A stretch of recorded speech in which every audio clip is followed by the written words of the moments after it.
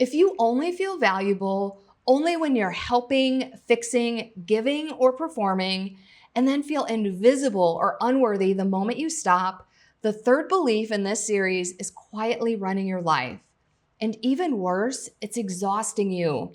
And I'm talking about people pleaser mindset number 3, which is my worth comes from what I do for others. And if you missed the last video, people pleaser mindset number 2, saying no is selfish or mean, then check out the prior video in this playlist. The link is in the description. And if you're new here, I am Angie Hawkins, the Inner Glow Coach, and I used to have zero self-worth. So I absolutely thought that my worth came from what I did for others. But now I know that I'm worthy for being who I am. And I guide other women through their own transformation to see their own worth and who they are.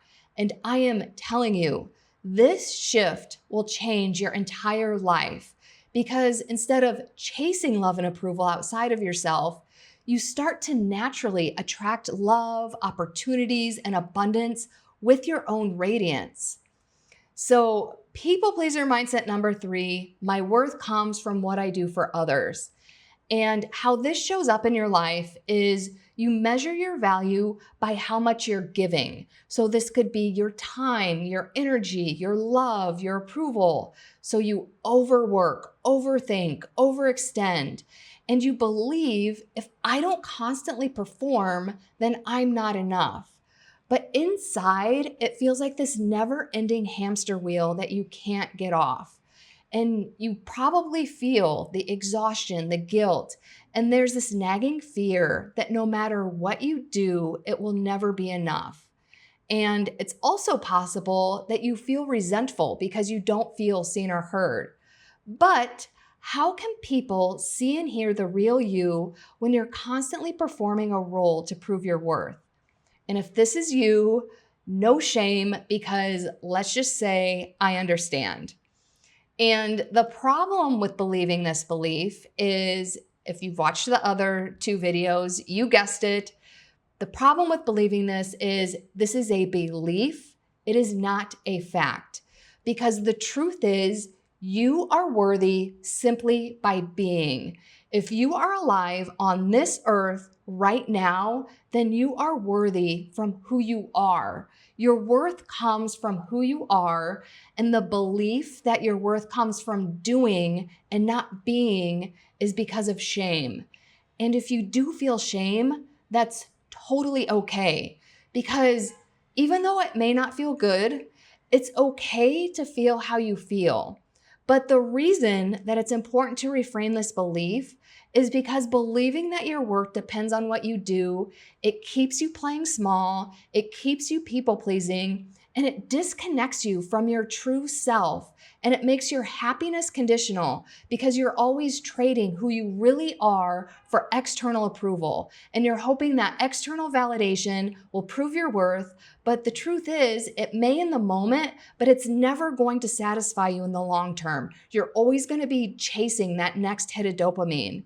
And trust me, I know all of this because I grew up in a home with emotionally unavailable parents. And as an adult, I understand what that means. But as a child, I didn't have the tools or knowledge to interpret the situation. So as a little girl, the way I interpreted the situation is I developed a belief that I didn't deserve to be loved. And because I truly believed that I was inherently not worthy of love, I was always performing or chasing after it in everything outside of myself. And if you are doing this, again, if you are alive on this earth right now, you are worthy of being, and your value isn't earned in anything outside of you. It's built from within, and there is no amount of giving or people-pleasing or performing that can make you even more worthy than you already are.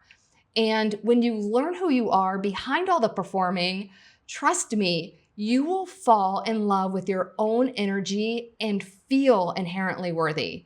And nothing is more magnetic and attractive than a woman who is thriving in her own energy. So The key to changing this limiting belief is learning how to be and learning how to recognize your value as you are, because you are enough just as you are. So one way to look into this deeper is just simply ask yourself, what lit you up when you were a child? And a lot of women, when I ask them this question, they don't even remember because they're so disconnected from their source. And what I mean by that, and I know I repeat myself, but I only repeat myself when it's important, but we're all born with this light inside of us. So if you have ever seen kids playing, they are running around screaming, they will say anything, they do anything, and they don't care. But as we go along life, our family systems, school systems, society systems, they start telling us what we should or should not be, or maybe even shaming us for who we are. So we start conforming to all these things outside of us because it feels safer to do that. It doesn't feel safe to be ourselves. So that starts dimming our light. And when we're so disconnected from that light, we're not doing the things that bring us joy like we did when we were little kids. So for example, my thing as a child is that I loved writing. But as an adult, I got super connected from that because when I was in 5th grade, I won this. I think I've told this story before, but my elementary school had this book writing contest. And my book won out of the entire school. And I got so lit up and I wanted to be a writer and write books. But I got disconnected from writing because mostly school systems, but also family systems and societal systems all told me that it wasn't a practical job. I couldn't make it as a profession. I wouldn't make a lot of money. So I listened to all of that. And not only did I not make it a profession, I stopped writing entirely. I did write a little bit in high school, but then after that, I did not write. I studied finance in college, and then it was all business from there on. But then as an adult in my late 30s, I had this idea to write a blog. And the idea came about because this is when I lived in Chicago. I was running through Lincoln Park and it was winter. There was a single Louboutin heel. It was on its side so I could clearly see the red bottom. And it was right next to a steaming pile of dog poop. And that scene was so fascinating to me because those are $2,000-$3,000 shoes and there's only one. And then a dog had just pooped next to it. So I'm are these related? What happened here? So I had this idea to write a blog about random street findings, but I was so again, I had very little self-worth, so I didn't believe in myself and I didn't feel like I could be a writer. And again, I feel like all these external things told me I shouldn't do it, whatever. But anyway, so I lived in Chicago and I started taking the sketch comedy writing program at Second City. And I went through the entire program. So the whole thing takes a year because once you get accepted into the higher levels, your class writes and produces a show that's performed on the Second City stage. But anyway, my point in this entire story is taking those classes at the Second City Chicago lit me up so hard. And it made me realize that I had been so disconnected from my source because that's what had also lit me up as a child, but my light was dimmed by all these external factors. So all of that to say, we should be reconnecting to our light because we deserve to be happy. And that's how we can find our worth in being. And the thing that lit you up as a child, it may not be the same thing that lights you up now, but find the thing that lights you up now. And if you don't know, then yes, go back to when you were 6 or 8 years old and remember what lit you up.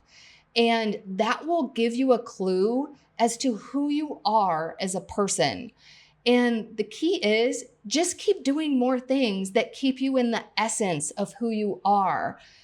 Because when you're doing that, you're just being in the moment and enjoying who you are and your creativity instead of doing or performing for things outside of you.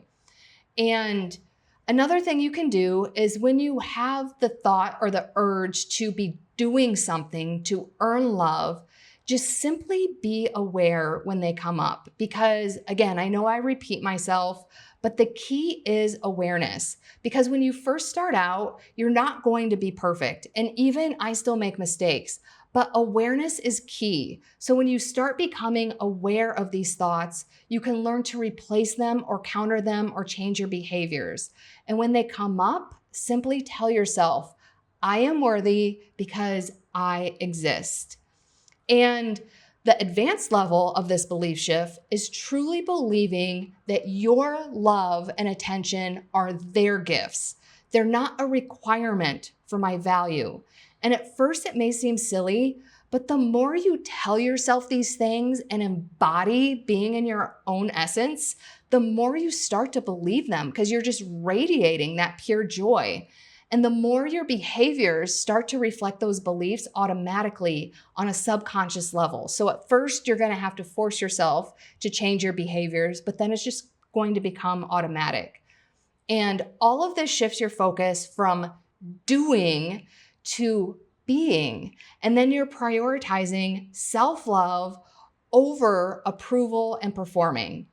And when I started valuing myself and my own journey, it just became natural to decide that not everyone gets access to me anymore. Because again, I truly felt that my love and attention were gifts, and I don't just give them to everybody.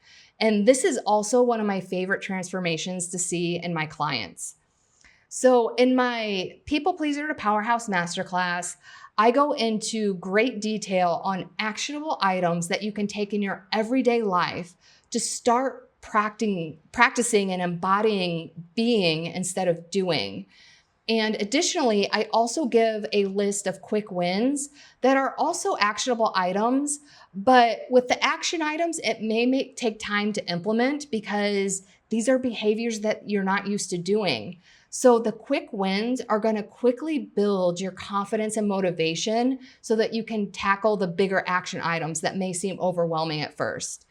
So for the purposes of this video, I will cover one of the action items, which will get you in the state of practicing being instead of doing. And that action item is practice one thing a day that brings you joy and learn to be and enjoy being in this energy.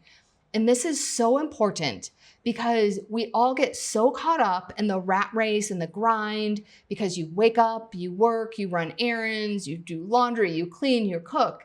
And it just feels like your entire life is wrapped up in adulting. But it doesn't have to be that way. And I know we're all strapped for time and we have adult responsibilities. So I'm not asking you to take hours out of your day to go play like a child. Because, my main thing that I do a day is surfing because that brings me so much joy, but it can be time consuming. So if I don't have time to surf, I also love to dance. And most songs these days are only like 3 minutes long. So at a bare minimum, I will dance for 3 minutes. And that alone is enough to change my state. So my point is, it doesn't have to be this huge production or thing. Even if it's just a few minutes out of your day, that counts. And there's many reasons why this is beneficial.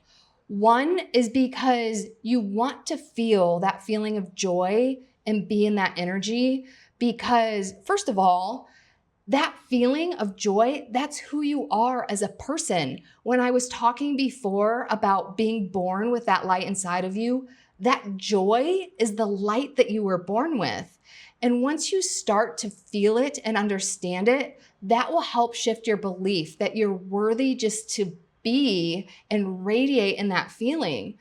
And another thing that this does, because when this becomes a daily habit, then you're conditioning yourself that you deserve to feel joy in your everyday life because you deserve to be happy.